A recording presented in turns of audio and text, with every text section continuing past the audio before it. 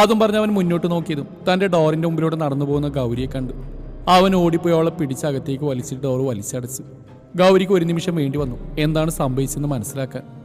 അവൾ അവൻ്റെ മുഖത്തേക്ക് നോക്കിയതും ആ മുഖത്ത് ദേഷ്യമല്ല മറ്റെന്തോ വികാരമുള്ളതായിട്ടാണ് അപ്പോൾ ഗൗരിക്ക് തോന്നിയത്. അവൻ ഓടി വന്ന് ഗൗരിയുടെ കയ്യിൽ പിടിച്ചു വലിച്ച് ചോദിച്ചു, നീ എന്താടി പോലെ അപ്പൊ ഒന്നും മിണ്ടാതെന്ന്? തള്ള നിനക്ക് കല്യാണാലോചന കൊണ്ടുവന്നപ്പോൾ വേണ്ടത് വായർ നീ എന്താടി പറയാഞ്ഞേ? ദേഷ്യം കൊണ്ട് കാശിയുടെ കൈ ഒന്നുകൂടെ മുറുകെ പിടിച്ചു. ആ കാശിയുടെ കൈ നോവുന്നു, കൈ വിട്, പുറത്ത് അവരൊക്കെയുണ്ട്, ആരെങ്കിലും കണ്ട. ഗൗരിക്കാകെ ഭയം വരാൻ തുടങ്ങി. അവൾ പറയുന്നൊന്നും അവൻ ശ്രദ്ധിക്കുന്ന കൂടി ഇല്ലായിരുന്നു. ഞാൻ ചോദിച്ചുള്ള മറുപടി തന്നാ ഞാൻ നിന്റെ കയ്യിൽ നിന്ന് വിടാം, അല്ലാതെ പൊന്നുമോളി റൂമിൽ നിന്ന് പുറത്തു പോകാമെന്ന് വിചാരിക്കണ്ട. അത് പിന്നെ അപ്പച്ചി അങ്ങനെ പറഞ്ഞപ്പോൾ എനിക്ക് ഷോക്കായി പോയി. ഞാൻ അങ്ങനെയൊന്നും അഗ്നിയേട്ടനെ കണ്ടിട്ടില്ല. എന്നെ സംബന്ധിച്ചിടത്തോളം അഗ്നിയേട്ടൻ എനിക്ക് സഹോദരനെ പോലെ. അങ്ങനെയുള്ള ആളെ ഞാൻ എങ്ങനെയാണ് വിവാഹം കഴിക്കുക? അവൾക്ക് അഗ്നി സഹോദരനെ പോലെയാണെന്ന് അറിഞ്ഞത് അവൻ്റെ മുഖം ചെറുതായിട്ടും തെളിഞ്ഞു. ഓഹോ, അപ്പൊ അഗ്നി അവനല്ലായിരുന്നെങ്കിൽ നീ വിവാഹത്തിന് സമ്മതിച്ചേനല്ലേ? അവിടെ ഉള്ളറിയാൻ വേണ്ടി അവൻ ചോദിച്ചു. അവനത് ചോദിച്ചു പെട്ടെന്ന് അവളുടെ മുഖമൊന്ന് മാറി. അതിന് ഗൗരി രണ്ടാമത് ജനിക്കണ കാശിയേട്ടാ. ഗൗരിക്ക് അന്നും ഇന്നും ഒന്നേ പറയാനുള്ളൂ, ഈ കാശിനാഥന്റെ താലി ഗൗരിയുടെ കഴുത്തിലുള്ളിടത്തോളം കാലം ഈ ഗൗരി മറ്റൊരുത്തിന് മുമ്പിൽ കഴുത്ത് നീട്ടില്ല. അത്രയും പറഞ്ഞ് അവനെ നോക്കി അവൻ പിടിച്ച കൈ വിടുവിച്ച് അവൾ പുറത്തേക്ക് ഇറങ്ങിപ്പോയി. അവൾ പോയ ഭാഗത്തേക്ക് തന്നെ അവൻ കുറച്ച് സമയം നോക്കി നിന്നു. പിന്നീട് തലകുടഞ്ഞ് അവൻ പുറത്തേക്ക് ഇറങ്ങിപ്പോയി. അമ്മയൊന്ന് പതിയെ. അഗ്നി വേദന കൊണ്ട് മുഖം ഒന്ന് ചുളിച്ചു. നീ ഇവിടെ ഇരിക്ക്, ഞാൻ പോയി തന്നെ കഴിക്കാനുള്ള മരുന്നെടുത്ത് വരാം. അത് പറഞ്ഞ് വിശാല അകത്തേക്ക് കയറിപ്പോയി. ഈ സമയത്താണ് കാശി പുറത്തുനിന്ന് അകത്തേക്ക് കയറി വന്നു. കാശിയെ കണ്ടതും അഗ്നിയുടെ മുഖത്ത് പരിഭ്രമം നിറഞ്ഞു. ഇപ്പൊ കാശി തന്നെ എന്തെങ്കിലും ചെയ്താൽ പ്രതികരിക്കാൻ കഴിയില്ലെന്നായിരുന്നു അവനപ്പോൾ ഓർത്ത്. കാശി അവിടെ നിന്ന് അഗ്നിയൊന്ന് ഇരുത്തി നോക്കി. പതിയെ മുന്നോട്ട് വന്ന് വീൽ ചെയറിൽ പിടിച്ച് അവന്റെ മുഖത്തോട് മുഖം നോക്കി ചോദിച്ചു, നിനക്ക് ഗൗരിയെ തന്നെ കെട്ടണം അല്ലടാ? എന്ത് ധൈര്യം ഉണ്ടായിട്ടടാ നിന്റെ തള്ള ഇന്ന് രാവിലെ അവൾക്ക് വേണ്ടി വിവാഹാലോചന നടത്തിയത്? ദേ അഗ്നി, വാക്കുകൾ സൂക്ഷിച്ചു ഉപയോഗിക്കണം. നിനക്കെന്താ എത്ര ചോദിച്ചില്ല ഞാൻ അവളെ വിവാഹം കഴിക്കുന്നില്ല? എനിക്ക് അവളെ ഇഷ്ടമാണ്, ഞാൻ തന്നെ അവളെ വിവാഹം ചെയ്യുകയും ചെയ്യും. അത് നീ മാത്രം തീരുമാനിച്ചാൽ പോരല്ലോ അഗ്നിദേവ്. ഞാൻ തീരുമാനിച്ചാൽ മതിയടാ. അവളെപ്പോലെ കിളുന്ത് പെണ്ണിന് അങ്ങനെ കയ്യിൽ നിന്ന് ഒഴിവാക്കാൻ ഞാൻ എന്തായാലും തീരുമാനിച്ചിട്ടില്ല. അതിന് തടസ്സമായിട്ട് നീ നിന്നാ നിന്നെ വെട്ടിമാറ്റാൻ എനിക്ക് നല്ലോണം അറിയാം. നീ ഇപ്പോഴും സാന്ദ്രയോത്തിന് നടക്കില്ലേ? നീ അവളെ തന്നെ ആലോചിച്ചാൽ മതി. ബാക്കിയുള്ള പെൺകുട്ടികളുടെ കാര്യം തൽക്കാലത്തേക്ക് കാശിനാഥൻ നോക്കേണ്ടതില്ല. അവൻ്റെ വാക്കുകൾ കേട്ടതും കാശിക്ക് ദേഷ്യം കൊണ്ട് രക്തം തിളച്ചു മറിഞ്ഞു. ചെവി തുറന്നു വെച്ച് കേട്ടോ അഗ്നി, നീ ഒരിക്കലും ഗൗരിയെ നിനക്ക് വിവാഹം കഴിക്കാമെന്നുള്ള വ്യാമോഹം നിന്റെ മനസ്സിൽ വേണ്ട. അത് വേരോടെ പിഴുതു മാറ്റിക്കോണം ഇപ്പൊ തന്നെ. അവളുടെ കാര്യത്തിൽ തീരുമാനമെടുക്കാൻ നിനക്കെന്നല്ല ഒരാൾക്കും അധികാരമില്ല. മേലിൽ ഗൗരിയുടെ കൺവെട്ടതുപോലെ നിന്നെ കണ്ടുപോയത്. ഇനി എൻ്റെ വാക്കുകൾ ധിക്കരിച്ച് അവളുടെ പുറകെ നടന്നു ഞാൻ കണ്ടാ പിന്നെ നിന്റെ തറവാട്ടിൽ 6 അടി മണ്ണൊരിക്കേണ്ടി വരും. നിനക്ക് വേണ്ടി പച്ചക്ക് കത്തിച്ചെളിന്ന് ഞാൻ. കാശി വിരൽ ചൂണ്ടി അഗ്നിയോട് ഒരു താക്കീതുപോലെ പറഞ്ഞു. അവൻ്റെ കനലെരിയുന്ന കണ്ണുകളിലേക്ക് നോക്കിയതും അഗ്നി ഒന്ന് പതറി. കാശി മുന്നോട്ട് നടന്നു പോകുന്ന ഒരു ക്രൂരത നിറഞ്ഞ മുഖത്തോട് അഗ്നി നോക്കി നിന്നു. ദിവസങ്ങൾ പോയിക്കൊണ്ടിരുന്നു. അഗ്നിയുടെ മുറിവുകളെല്ലാം ഭേദമായി. അതുകൊണ്ട് തന്നെ അവരവരുടെ വീട്ടിലേക്ക് തിരിച്ചുപോയി. പക്ഷേ തിരിച്ചു പോകുന്ന മുന്നേ ഗൗരിയുടെ കാര്യത്തിൽ അവൻ മനസ്സിൽ പലതും കണക്കൂട്ടിയിരുന്നു. ഓഫീസിലും തൻ്റെ ഫയലുകൾ നോക്കുകയാണ് കാശി. അപ്പോഴാണ് അവൻ്റെ മൊബൈൽ ഫോൺ ബെല്ലടിച്ച്. നോക്കുമ്പോൾ ആദ്യേട്ടനാണ് ഫോൺ ചെയ്യുന്നത്. അവൻ വേഗം ഫോൺ എടുത്തു. ഹലോ, എന്താ അതിട്ട് വിളിച്ചേ? എടാ, വീട്ടിൽ നിന്ന് മുത്തശ്ശി വിളിച്ചിരുന്നു. അടുത്ത ആഴ്ച നമ്മുടെ തറവാട്ട് ഉത്സവം കൊടിയേറുന്നു. അതുകൊണ്ട് നമ്മളോട് എല്ലാവരും നിർബന്ധമായിട്ട് ഉത്സവത്തിൽ പങ്കെടുക്കുന്ന മുത്തശ്ശിയുടെ ഓർഡർ. നീ അതുകൊണ്ട് ലീവിന് അപ്ലൈ. ഞാൻ അതുപോലെ തന്നെ വിളിച്ച്. ഏട്ടൻ എന്താണിട്ട് ഈ പറയുന്നത്? ഏട്ടൻ അറിയില്ലേ ഞാനൊരു പോലീസ് ഓഫീസറാണ്. പറയുമ്പോഴേക്കും എനിക്ക് ലീവ് എടുത്ത് വെച്ചിരിക്കുകയല്ലേ. എടാ, എത്രയാടാ നമ്മൾ ഫാമിലി ആയിട്ട് ഒരു പ്ലഷർ ട്രിപ്പ് പോയിട്ട്? കുറേ ആയില്ലടാ നമ്മളെല്ലാവരും ഒന്നിച്ച് കൂടിയിട്ട്. നീ ഒന്ന് സമ്മതിക്ക്. ഞാൻ അർജുനോട് വിളിച്ച് കാര്യം പറഞ്ഞിട്ടുണ്ട്. എന്തുകൊണ്ടോ ആദിയുടെ വാക്കുകൾ തട്ടിക്കളയാൻ കാശിക്ക് തോന്നിയില്ല. അവനെപ്പോഴും അടുപ്പം കൂടുതൽ അർജുനോടാണെങ്കിലും അർജുൻ്റെ ചേട്ടനായ ആദിയും അവന് ഭയങ്കര ഇഷ്ടമാണ്. ആ ശരി, ഞാൻ എത്തിയേക്കാം. ബാക്കിയുള്ള ടീംസിൻ്റെ കാര്യങ്ങൾ എങ്ങനെയാണ്? അവർക്ക് എന്തായാലും എത്തും. നിൻ്റെ കാര്യത്തിൽ മാത്രമേ ഞങ്ങൾക്ക് എല്ലാവർക്കും ഒരു ഉറപ്പില്ലായ്മ ഉണ്ടായിട്ടുള്ളൂ. ബാക്കി എല്ലാവരും സെറ്റാണ്. ഇനി ഞാനില്ലാതെ കൂടിയിട്ട് നടക്കാണ്ടിരിക്കണ്ട. ഞാനിപ്പോൾ എന്തായാലും ഫ്ലാറ്റിലാണ്. അടുത്ത സൺഡേ അല്ലേ, ഞാനങ്ങ് എത്തിയേക്കാം. ഓക്കേടാ, ബൈ. തറവാട്ടിൽ ഉത്സവമായതുകൊണ്ട് തന്നെ എല്ലാ ഏട്ടനാഞ്ചന്മാരുടെ എല്ലാ മക്കളും അവിടെ ഒത്തുകൂടിയിരുന്നു. എടാ ആദിശേ, എങ്ങനെയുണ്ടോ നിൻ്റെ പഠിത്തമെല്ലാം? അജു: ഓ, ഒന്നും പറയണ്ട ഏട്ടാ, ബാംഗ്ലൂർ ജീവിതം എനിക്ക് മടുത്തു. സത്യത്തിൽ ഞാൻ കുടുങ്ങിയെന്ന് വേണമെങ്കിൽ പറയാം. നിനക്ക് അങ്ങനെ തന്നെ വേണം. നിന്നോട് ഞാൻ 100 വട്ടം പറഞ്ഞല്ലേ ഇവിടുത്തെ കോളേജിൽ ചേർന്നോ. അപ്പോൾ നിനക്ക് ബാംഗ്ലൂരിൽ പോയി അടിച്ചു പൊളിക്കണം. ഇപ്പം എന്തായി? ആരും ശാവത്തി കുത്തല ആരവേട്ട, എനിക്കൊരു കയ്യപ്പതം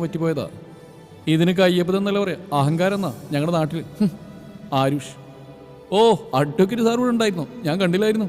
ആദിഷ്, എന്ത് നിനക്കൊരു പുച്ഛം? ഓ, ഞാനാരാ പുച്ഛിക്കാൻ? ഒരു പാവം MBBS പഠിക്കുന്ന ഡോക്ടറല്ലേ, നിങ്ങളൊക്കെ വലിയ IAS അഡ്വക്കേറ്റൊക്കെ അല്ലേ. അപ്പോഴാണ് ആര്യ അങ്ങോട്ടേക്ക് കുറച്ച് ഉണ്ണിയപ്പം കൊണ്ടുവന്ന്. അത് കണ്ട് അവളുടെ പ്ലേറ്റിൽ ഉണ്ണിയപ്പം 4-5 ആദിഷ് തട്ടിപ്പറിച്ച് എടുത്തു. അയ്യോ, എൻ്റെ ഉണ്ണിയപ്പം! എടാ ചേട്ടാ, മര്യാദക്ക് ഉണ്ണിയപ്പം തന്നോ, ഇല്ലെങ്കിൽ നിന്നെ ഞാനിന്ന് കൊല്ലും. നീ പോടി, വേണമെങ്കിൽ അടുക്കളയിൽ പോയി എടുക്ക്. ചേട്ടാ, ഞാൻ അവിടെ പോയി എടുക്കില്ല, മര്യാദക്ക് എൻ്റെ ഉണ്ണിയപ്പം തന്നോ. അതും പറഞ്ഞ് ആര്യ അവൻ്റെ മുടിയിൽ പിടിച്ച് വലിച്ച്. ആ, എൻ്റെ മുടിയെന്ന് വിടറി! എന്താ ഇവിടെ പ്രശ്നം? കാശിയുടെ ശബ്ദം കേട്ടതും പിള്ളേരെല്ലാം ഡീസൻ്റായി. കാശിയേട്ടാ, എൻ്റെ ഉണ്ണിയപ്പം മുഴുവൻ ആദിശേട്ടൻ തിന്നു. ആര്യ വലിയ വായിൽ കരയാൻ തുടങ്ങി. പോത്തുപോലെ വളർന്നിട്ട് നിനക്കെന്താ കഴുതേ വിവരം വെക്കാന്ന്? അവൾ കുഞ്ഞല്ലേ, എന്തിനാടാ അവളുടെ പ്ലേറ്റിയും തട്ടിപ്പറിച്ച്? നിനക്ക് വേണമെങ്കിൽ അടുക്കളയിൽ പോയി എടുത്തൂടെ? അത് പിന്നെ കാശിയേട്ടാ, ഞാൻ... മോള് കരയണ്ട കേട്ടോ, ചേട്ടാ ആദിഷിനെ വഴക്ക് പറഞ്ഞിട്ടുണ്ട്. അത് കേട്ടത് ആര്യയുടെ മുഖമൊന്ന് വിടർന്ന്. ആര്യ തെല്ലൊരു അഹങ്കാരത്തോടെ ബാക്കിയുള്ള എല്ലാവരെയും നോക്കി. അവരെല്ലാവരും അവളെ നോക്കിയൊന്ന് പുച്ഛിച്ചു. ആര്യ പഠിക്കുന്നത് അവളുടെ അമ്മയുടെ വീട്ടിൽ നിന്നാണ്. അതുകൊണ്ട് തന്നെ വല്ലപ്പോഴും മാത്രമേ മാണിക്യമംഗലത്തേക്ക് വരികയുള്ളൂ.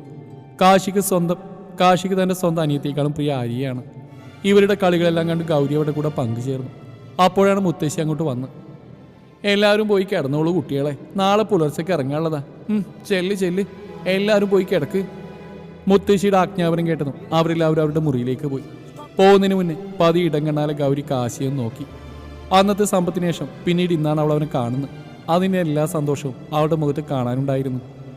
അവൾ നോക്കുന്നതെല്ലാം കാശി കാണുന്നുണ്ടെങ്കിലും മനഃപൂർവ്വം അവൻ അവളെ നോക്കാൻ ശ്രമിച്ചില്ല. അന്ന് രാത്രി ഗൗരിക്ക് സത്യത്തിൽ ഉറക്കം വന്നില്ല. തൻ്റെ തൊട്ടപ്പുറത്തെ മുറിയിൽ കാശി ഉണ്ടെന്നുള്ളത് അവൾക്ക് മനസ്സിൽ സന്തോഷം നിറക്കുന്ന ഒന്നായിരുന്നു. എന്നിരുന്നാലും തൻ്റെ സന്തോഷത്തെ കടിഞ്ഞാണിട്ട് നിർത്തി അവൾ നിദ്രയെ പുൽകി.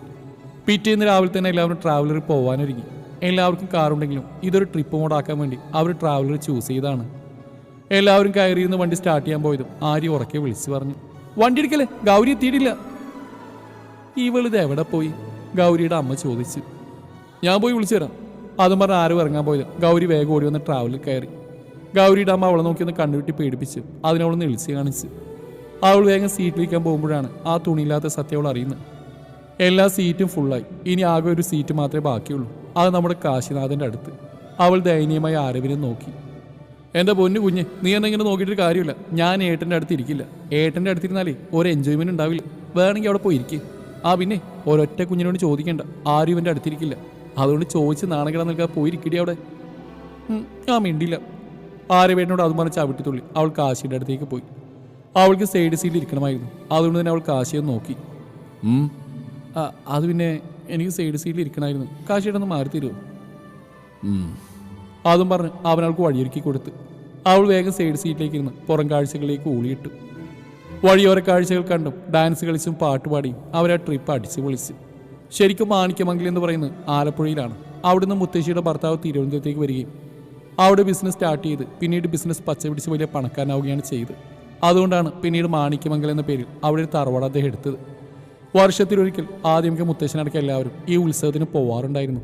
പിന്നീട് അതില്ലാതെയായി. എത്രയോ കാലങ്ങൾക്ക് ശേഷമാണ് പിന്നീട് ഇവരെല്ലാവരും ഒത്തുകൂടി ഈ ഉത്സവത്തിന് പോകുന്നത്. എല്ലാവരും ക്ഷീണം കൊണ്ട് പതിയെ കണ്ണടച്ച് ഉറങ്ങിപ്പോയി. പെട്ടെന്ന് കാശിയുടെ തോളിലെന്തോ ഭാരം തോന്നിയപ്പോൾ അവൻ തിരിഞ്ഞു നോക്കിയപ്പോൾ കാണുന്നത് തൻ്റെ തോളിൽ ചാഞ്ഞുറങ്ങുന്ന ഗൗരിയാണ്. എന്തുകൊണ്ടോ ഇപ്രാവശ്യം അവൾ അടർത്തി മാറ്റാൻ അവന് തോന്നിയില്ല. കാശി ഉറക്കത്തിൽ ഒന്നുകൂടെ സീറ്റിലേക്ക് ചാരിയിരുന്നു. അവൾ ഉറക്കത്തിൽ കാശിയുടെ മടിയിലേക്ക് തലവെച്ച് കിടന്ന് സുഖമായിട്ട് ഉറങ്ങി. അവനറിയാതെ തന്നെ പതി അവളുടെ തലയിൽ തലോടി കൊടുത്തു. പെട്ടെന്ന് വണ്ടി സഡൻ ബ്രേക്ക് ഇട്ടതും അവളൊന്ന് വേശിച്ചുപോയി. ഗൗരിയുടെ നെറ്റി ചെറുതായി ബാക്ക് സീറ്റിലൊന്ന് ഇടിച്ചു. അവൾ നെറ്റി ഒഴിഞ്ഞുകൊണ്ട് നിവറി നിന്നപ്പോഴാണ് താൻ ഇത്രയും നേരം കാശിയുടെ മടിയിലാണ് കിടന്നതെന്ന ബോധം അവൾക്കുണ്ടായത്. അതോർത്തു അവളുടെ കണ്ണുകൾ മിഴിഞ്ഞു വന്നു. പക്ഷേ കാശി ഇതൊന്നും ശ്രദ്ധിക്കുന്നില്ലായിരുന്നു. വണ്ടി എന്തുകൊണ്ടാണ് ബ്രേക്കിട്ട് നിർത്തിയെന്ന് അറിയാൻ വേണ്ടി അവൻ മുന്നോട്ട് എണീറ്റ് പോയി. അപ്പോഴാണ് ഗൗരിക്ക് ശരിക്കും ആശ്വാസമായത്. അവനിതൊന്നും ശ്രദ്ധിച്ചില്ലെന്ന് അവൾക്ക് മനസ്സിലായി. അവൾ വേഗം പുറം കാഴ്ചയെ നോക്കി അവിടെ തന്നെ ഇരുന്നു. എന്തായിട്ട് വണ്ടി നിർത്തി? അതൊന്നുമില്ലടാ, ഒരു പൂച്ച വന്ന് വട്ടം ചാടിയതാ. അതും പറഞ്ഞ് അവൻ തിരികെ അവൻ്റെ സീറ്റിൽ വന്നിരുന്നു. പൂച്ചയാണല്ലോ കുറുകെ ചാടിയത്. എൻ്റെ കുട്ടികളെയൊക്കെ കാത്തുകൊള്ളണേ ഭഗവതി. അവർ കണ്ണടച്ച് കൈകൾ കൂപ്പി പ്രാർത്ഥിച്ചു. എൻ്റെ മുത്തശ്ശി, തോട്ടയിനും പിടിച്ചിന് ഇത്ര അന്ധവിശ്വാസം പാടില്ല കേട്ടോ. ആജ് പോടാ അവിടുന്ന്, നിനക്കൊന്നും അത് പറഞ്ഞാൽ മനസ്സിലാവില്ല. മുത്തശ്ശി ഒരു കുസൃതി സിരിയാലെ പറഞ്ഞു. അതിന് അജു അവരെ നോക്കി മനോഹരമായിരുന്നു പുഞ്ചിരിച്ച്. വൈകുന്നേരത്തോടു കൂടിയാണ് ആലപ്പുഴയിൽ അവരെല്ലാവരും എത്തിച്ചേർന്നു. ദീർഘനേരത്തെ യാത്ര അവരെല്ലാം വളരെയധികം ക്ഷീണിതരാക്കിയിരുന്നു. ഇപ്പോഴുള്ള ആലപ്പുഴയിലെ മാണിക്യമംഗൽ തറവാട്ടിൽ മുത്തശ്ശിയുടെ അനിയൻ്റെ മക്കളും കൊച്ചുമക്കളും ഭാര്യമാരും അങ്ങനെ വലിയൊരു കുടുംബം തന്നെ താമസിക്കുന്നുണ്ട്. കൂടുതലും അവർക്കെല്ലാവർക്കും കൃഷിയാണ് ജോലി. അവരെല്ലാവരും സന്തോഷപൂർവ്വം മുത്തശ്ശിയെയും കുടുംബത്തെയും സ്വീകരിച്ചു. മുത്തശ്ശൻ മരിച്ചതിന് ശേഷം മുത്തശ്ശി അങ്ങനെ ഇങ്ങോട്ട് വരാറില്ലായിരുന്നു. അതുകൊണ്ട് തന്നെ അങ്ങോട്ട് കയറിയതും മുത്തശ്ശിക്ക് മുത്തശ്ശൻ്റെ ഓർമ്മകൾ വല്ലാതെ അലട്ടി. അവർ പറഞ്ഞു, ദിവാകര, എനിക്ക് ഞങ്ങളുടെ പഴയ റൂം തന്നെ ഒന്ന് തരാമോ?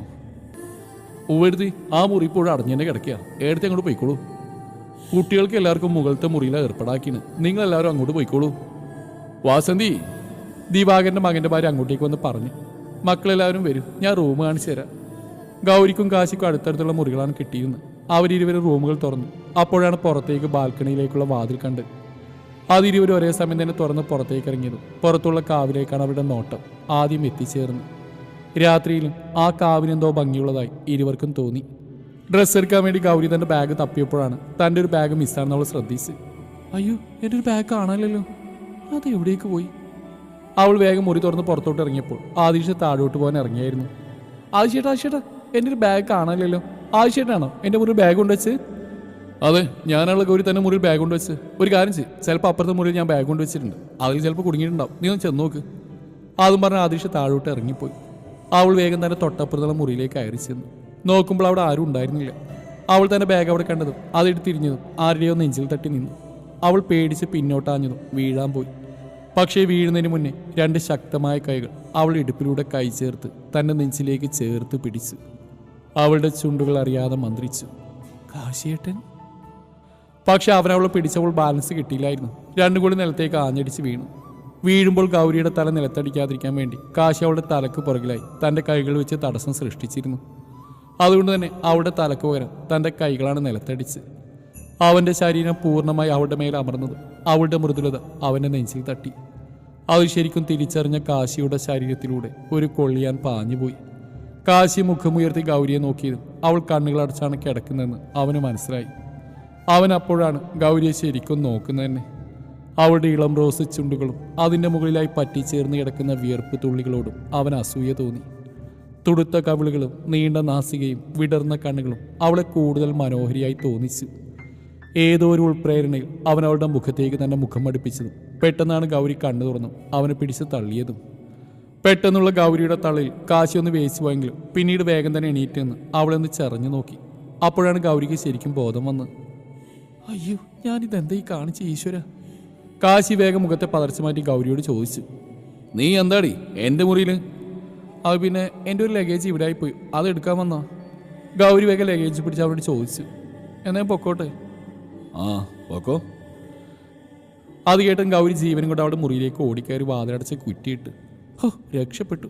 ഓരോ സമയത്തും ഓരോ സ്വഭാവം, ഓന്തുപോലും ഇതുപോലെ നിറം മാറില്ല. അതും പറഞ്ഞ് അവൾ വേഗം ഫ്രഷായി ഡ്രസ്സ് ചേഞ്ച് ചെയ്ത് താഴോട്ട് ഇറങ്ങിപ്പോയി. താഴെത്തിയതും പരിചയമില്ലാത്ത ഒരുപാട് പേർ അവിടെ ഹാളിലിരിക്കുന്ന അവൾ കണ്ടു. അവരെല്ലാവരും ഗൗരി താഴോട്ട് ഇറങ്ങി വന്ന് കണ്ടത് അവളെ നോക്കി പുഞ്ചിരിച്ച് തിരിച്ച് അവൾ മനോഹരമായി അവരെ നോക്കി പുഞ്ചിരിച്ച്. മോൾക്ക് ഞങ്ങളൊക്കെ മനസ്സിലായിട്ടുണ്ടാവില്ല അല്ലേ? മുത്തശ്ശിയുടെ ഭർത്താവിൻ്റെ അനിയനാണ് അത് ചോദിച്ചത്. പേര് രാമവർമ്മ. അദ്ദേഹത്തെ നമുക്ക് ചെറിയ മുത്തശ്ശനെന്ന് വിളിക്കാം. ഗൗരി ഇല്ലെന്ന് തലയാട്ടി. ആ, ശരിക്കും നമ്മൾ പരസ്പരം പരിചയപ്പെടേണ്ടിയിരിക്കുന്നു. എത്രയോ വർഷങ്ങൾക്ക് ശേഷമല്ലേ നിങ്ങളെല്ലാവരും ഇങ്ങോട്ടേക്ക് വരുന്നത്? അത് നീ പറഞ്ഞത് ശരിയാ രാമ. എൻ്റെ കൊച്ചുമക്കൾക്ക് ആർക്കും നിങ്ങളെ പരിചയമില്ല.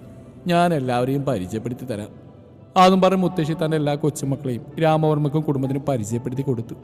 തിരിച്ച് അവരും മുത്തശ്ശിക്ക് തങ്ങളുടെ കുടുംബങ്ങളെ പരിചയപ്പെടുത്തി കൊടുത്തു. അതിലുള്ള 1-2 പേരുടെ കണ്ണുകൾ ഗൗരിയുടെയും കാശിയുടെയും മേലായിരുന്നു. രാമ, എപ്പോഴാ കൊടി കയറുന്നത്? നാളെയാണ് എടുത്തി. കൊടി കയറി കഴിഞ്ഞ് 7 ദിവസമുള്ള ഉത്സവം. എടുത്തിക്ക് പിന്നെ എല്ലാം അറിയാലോ, ഞാൻ വിശദമായിട്ട് പറഞ്ഞു തരേണ്ട ആവശ്യമൊന്നുമില്ലല്ലോ. അത് പിന്നെ രാമ, നിനക്കറിയാലോ, എല്ലാവരും ബിസിനസ്സുകളിൽ നിന്നും ജോലികളിൽ നിന്നും ലീവ് എടുത്തിട്ടാണ് വന്നത്. അതുകൊണ്ട് 7 ദിവസമൊക്കെ നിൽക്കാൻ പറ്റുമെന്നുള്ളത് അവർ പറയാമെന്ന് പകുതിയിൽ വെച്ച് നിർത്തി.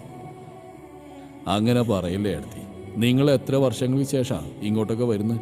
അതുകൊണ്ട് ഉത്സവം കൂടിയിട്ട് പോയാൽ മതി. ഇതെൻ്റെ ഒരു അപേക്ഷയായിട്ട് കാണണം. അയ്യോ രാമ, ഞാൻ അതുകൊണ്ട് പറഞ്ഞല്ല. ശരി, അങ്ങനെയാണെങ്കിൽ 7 ദിവസത്തെ കാര്യമല്ലേ ഉള്ളൂ, ഞങ്ങൾ നിന്നോളാം അല്ലേ മക്കളെ? അതേ മുത്തശ്ശി, ഞങ്ങൾക്കാർക്കും ഒരു കുഴപ്പമില്ല. ഞങ്ങൾ ലീവ് എടുത്തിട്ടുണ്ടല്ലോ, നമുക്ക് ഉത്സവം അടിച്ചു വിളിച്ചിട്ട് പോവാം. കാർത്തിക, മുത്തശ്ശി, നാളെ അമ്പലത്തിലേക്ക് വേണ്ട സാധനങ്ങൾ ലിസ്റ്റ് ഉണ്ടെങ്കിൽ ഞാനും ഫ്രണ്ട്സും കൂടി പോയിട്ട് വാങ്ങിയിട്ട് വരായിരുന്നു. നിരഞ്ജൻ. ആ എടുത്തി, ഇവനെ പരിചയപ്പെട്ടില്ലല്ലോ. ഇതാണ് നിരഞ്ജൻ, ബാങ്കിൽ മാനേജറാ. എൻ്റെ മൂത്ത മകൻ കൃഷ്ണനുണ്ണിയുടെ മകനാ. നിരഞ്ജൻ മുത്തശ്ശിയെ നോക്കി ചിരിച്ചു. മോനെ നിരഞ്ജ, ഇതെല്ലാം നമ്മുടെ കുടുംബാംഗങ്ങളാ. ഓരോരുത്തരെയും നീ പരിചയപ്പെടണം കേട്ടോ. ശരി മുത്തശ്ശ. ഈ സമയമെല്ലാം നിരഞ്ജന്റെ കണ്ണുകൾ ഗൗരിയുടെ മേൽ പതിക്കുന്നു കാശി കാണുന്നുണ്ടായിരുന്നു.